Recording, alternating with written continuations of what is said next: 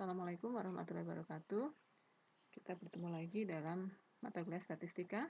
Apa kabar teman-teman? Mudah-mudahan senantiasa sehat ya. Kali ini kita akan membahas tentang least square method. Oke, untuk least square method. Least square method ini untuk menghitung tren ya. Tren misalkan tren penjualan atau tren tentang ekspor impor produksi dan lain sebagainya. Secara umum, tren jangka panjang dari berbagai data itu digambarkan dengan garis lurus. Seperti gambar ini. Ya, garis lurus ini untuk menghitung data penjualan yang semini data penjualan, yang di bawah adalah untuk tahunnya. Persamaan dari garis tren ini secara umum adalah Y prime, bacanya Y prime sama dengan A plus BX. A itu konstanta, B itu slope-nya.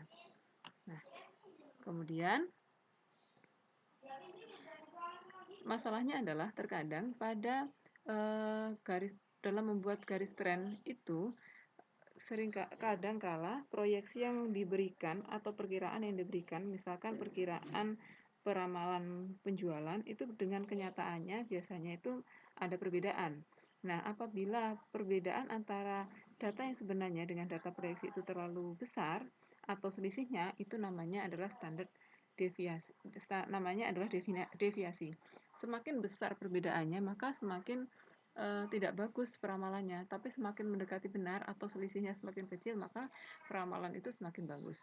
Untuk itu, kita menggunakan salah satu metode untuk membuat proyeksi agar mendekati atau hampir sama dengan nilai sebenarnya, yaitu metode least square. Metode least square memiliki rumus seperti ini. Metode least square memiliki rumus A sama dengan sigma Y dibagi N ini jumlah datanya, B adalah sigma perkalian X dan Y dibagi sigma X kuadrat. Sigma Y itu sendiri adalah jumlah penjualan aktual yang sebenarnya, sedangkan N adalah jumlah tahun dalam data. X dan Y, jumlah perkalian variabel X dan Y tadi ya, X kuadrat adalah jumlah kuadrat dari variabel X. Variabel X adalah variabel waktu yang disajikan dalam bentuk kode. Misalkan misalkan tahunnya 2010, 2011, 2012, dan seterusnya. Ini nanti dalam metode least square itu kita rubah menjadi kode. Menjadi -2, -1, 0, dan seterusnya. Nah, ada cara untuk membuat kode dalam metode least square ini. Namanya coded method. Nah, seperti apa caranya? Misalkan seperti ini teman-teman, data dibagi menjadi 2, misalkan data yang ada itu tahunnya genap itu jumlah tahunnya itu genap, satu lagi jumlah tahunnya ganjil. Untuk contoh yang di tabel ini, tahunnya kan ada 2010, 2011, 2012, 2013, 2014, sehingga total semuanya ini kan ada 5 data ya, 1, 2, 3, 4, 5, sehingga pada tabel ini data yang kita miliki adalah ganjil.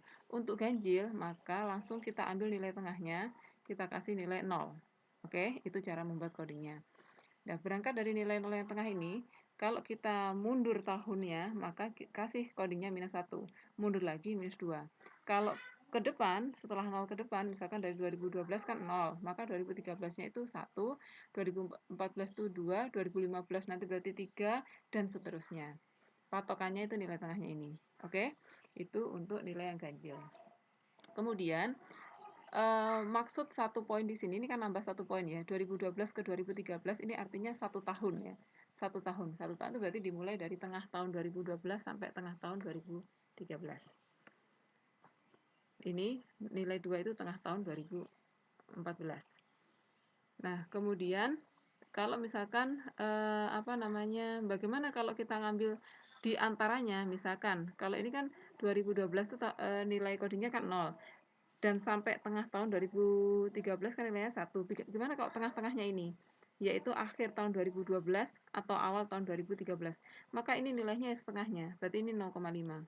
Bagaimana kalau pertengahan ini, di antara 2013 dan 2014, atau kita bisa menyebutnya datanya akhir tahun 2013 atau awal tahun 2014, berarti nilainya di sini ya. Nah, di sini adalah 1,5. Nambahnya setengah kalau awal tahun gitu ya, atau akhir tahun. Oke. Kemudian kalau misalkan akhir tahun 2011 atau awal tahun 2012 berarti kan di tengah-tengah ini ya, antara 0 dan minus 1, maka nilainya di sini adalah minus 0,5. Kalau di sini akhir tahun 2011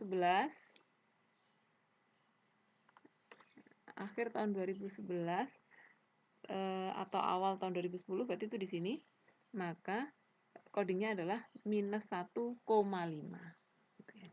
Baru kalau tengah tahun 2010 persis di angka minus 2. Ini untuk data yang ganjil. Bagaimana untuk data yang genap? Data yang genap itu maksudnya ini 2010, 2011 dan seterusnya, ini jumlahnya ada 6. 1, 2, 3, 4, 5, 6. Jadi data yang kita miliki adalah data genap. Untuk itu kita ambil tengahnya. Karena genap, tengah-tengahnya kan ada 2 ya. Nah ini, maka codingnya langsung kita set. Di tengah-tengah ini kita set tengah tahun 2012. Tengah tahun 2012 itu minus 1 dan tengah tahun 2013 itu 1. Maka berikutnya dari patokan ini kita menghitung coding ke atas maupun coding ke bawah. Misalkan tahun 2014 ini penambahnya adalah 2. 2015 nambahnya 2. Begitu juga jika tahunnya mundur. 2012 tadi kan sudah ketemu minus 1 ya, maka 2011-nya adalah kita kurangi 2. Intinya ini selisihnya adalah 2. Minus 2 ini minus 3 ditambah minus 2 ketemulah minus 5 di tahun 2010. Ingat, ini adalah tengah tahun. Ingat, ini adalah tengah tahun ya. Jadi kalau misalkan di awal tahun, misalkan 2011 akhir atau awal tahun 2010, maka di sini nambahnya tidak 2 poin tapi separuhnya. Berarti kan 1 poin ya. Di sini ketemulah minus 4. Begitu juga kalau ini dia bilang akhir tahun 2012 dan awal tahun 2011, maka di sini adalah minus 2. Oke. Jadi seperti itu ya. Intervalnya ini antara 2012 itu misalkan tengah tahun, 2013 itu juga tengah tahun 2013. Oke. Kalau bingung coba dicermati lagi ya teman-teman. Nah, terus kemudian saya lanjutkan lagi. Berikutnya kita masuk ke contoh. Contohnya ini, misalkan ada data penjualan dari tahun 2010 sampai 2014. Nilai penjualannya 7 juta, 10 juta, dan seterusnya. Kalau melihat data ini, kita cek dulu jumlah tahunnya genap atau ganjil. Kita hitung dulu 1, 2, 3, 4, 5. Tahunnya ganjil. Dengan demikian codingnya ini langsung kita blok. Codingnya nanti 2012 itu codingnya adalah 0. Karena ganjil kan. Nah, coba kita lihat. Nah ini, 2012 codingnya 0. 2011, ingat kalau ganjil dia selisihnya 1. 2011 dia minus 1, 2010 itu minus 2. 2013 itu plus 1, 2014 plus 1 lagi berarti 2. Dan seterusnya ya. Kalau misalkan ini mau ditambahkan lagi ke depan, ya tinggal ditambahin 1 poin. Ingat ini tadi 2012 itu nilainya 0 itu pada tengah tahun 2012. Nilai 1 di sini itu tengah tahun 2013. Nilai 2 itu tengah tahun 2014. Kalau pertanyaannya adalah awal tahun 2013, berarti di sini kan, di antaranya ini kan, itu berarti nilainya tidak intervalnya tidak langsung nambah 1, tapi nambah setengah karena diambil setengahnya. Kan di awal tahun. Kalau ini kan tengah tahun. Begitu juga di 2014, ini kan tulisannya 2. 2 ini untuk tengah tahun 2014. Kalau pertanyaannya awal tahun 2014, berarti 1 tambah setengah. Begitu ya, teman-teman. Nah, selanjutnya kita masukkan lagi ke tabelnya. Ini kan ada X, Y. Ini tabel ini kita buat untuk memudahkan menghitung metode least square. Data penjualannya sudah diketahui. Coding method ini kita buat ya, dengan prinsip tadi ganjil atau genap. Terus kemudian kita hitung perkalian X dan Y-nya. X dan Y, X-nya minus 2, Y-nya 7, berarti ini minus 14 ya. Ini minus 14, kemudian ini minus 10, dan seterusnya, ini tinggal dikalikan. Terus kemudian X kuadrat itu berarti ini minus 2 dikuadratkan 4, minus 1 dikuadratkan 1. Nah, dengan demikian kita mengetahui bahwa berapa A, berapa B-nya. Menentukan nilai A dan nilai B. Iya teman-teman, untuk lebih mudahnya saya buka di Excel. Ini tadi gambarannya ini sudah sesuai dengan slide ya yang ini. Kita mencari nilai A dan nilai B. Nilai A adalah sigma Y. Sigma Y itu berarti penjumlahan Y 50 dibagi N. N-nya 5, 1, 2, 3, 4, 5. 5 tahun ya. Yang diketahui, N yang diketahui kan 5. Berarti ketemulah 10, sedangkan B-nya sigma X kali Y dibagi sigma X kuadrat, yaitu 13 dibagi 10 ketemu 1,3. Dengan demikian persamaan tadi kan Y prime sama dengan A plus BX ya. Kita masukkan Y prime di slide yang awal tadi loh. Persamaan metode least square itu Y prime sama dengan A plus BX. A-nya kita udah ketemu 10, B-nya 1,5, X. Dengan tahun dasar tengah yaitu tahun dasarnya ini tadi. Nolnya ini kita bikin di 2012. Kemudian pertanyaan selanjutnya adalah bagaimana menghitung penjualan menurut garis tren atau Y prime. Maka kita tinggal mengganti nilai X dengan angka-angka yang sudah diberikan atau angka yang sudah kita temukan. Nah, tahun 2020, 2010. 10 ditambah 1,3, ini rumusnya tadi ya, dikalikan X. X-nya kita gantikan di sini, X. Nah, ya X-nya dirubah terus. Nah, seperti ini ya teman-teman. Ketemulah ini terakhir datanya sampai 2014 kan tadi. Nah, selanjutnya ini abaikan dulu, ini soal selanjutnya. Untuk menghitung ramalan penjualan tengah 2015, gunakan X-nya 3. Pertanyaannya kan berapa ramalan penjualan pada tahun 2015? Berapa? 2015, maka codingnya adalah 3. Diketahuinya dari mana? Ingat, tadi kan setiap tahun akan bertambah 1 poin ya. Bertambah atau berkurang 1 poin. Kalau di atas 2012 nambah 1 poin, kalau di bawah 2012 kan mengurangi 1 poin. Dengan demikian, jika pertanyaannya berapakah peramalan penjualan pada tengah tahun 2015, maka X-nya 3. Kita tinggal mensubstitusikan. Kita gantikan X di sini, Y prime sama dengan 10 tambah 1,3 X, X-nya kita ganti 3. Dengan demikian ketemulah ramalan penjualannya pada tahun 2015 adalah 13,9 unit. 13,9 juta unit.